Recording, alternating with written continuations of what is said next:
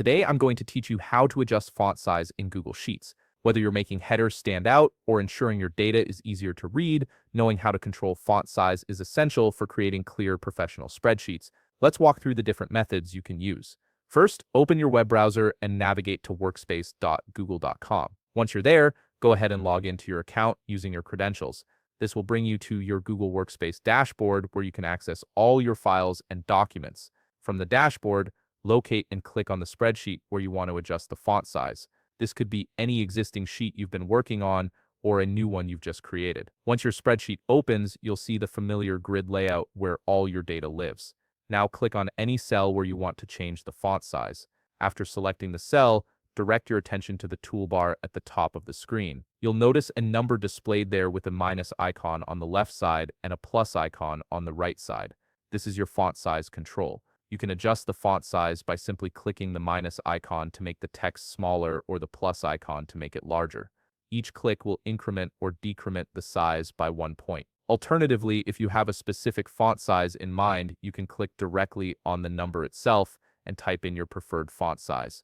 This gives you precise control over exactly how large or small you want your text to be. There's also a second method you can use to adjust font size, which gives you even more options. Start by clicking on a cell, then look up to the top menu bar and click on Format. A drop-down menu will appear with various formatting options. From this menu, click on Font Size. Here you'll see a list of preset font size numbers that you can choose from. Simply click on any of these numbers to instantly apply that font size to your selected cell. This method is particularly useful if you want to quickly jump to common font sizes without having to type them manually. Now, what if you want to adjust the font size for entire columns or rows? You can absolutely do that using either of the two methods I just described. Simply click on the column letter at the top or the row number on the left side to select the entire column or row. Once selected, use either the font size buttons in the toolbar or go through the Format menu and select Font Size.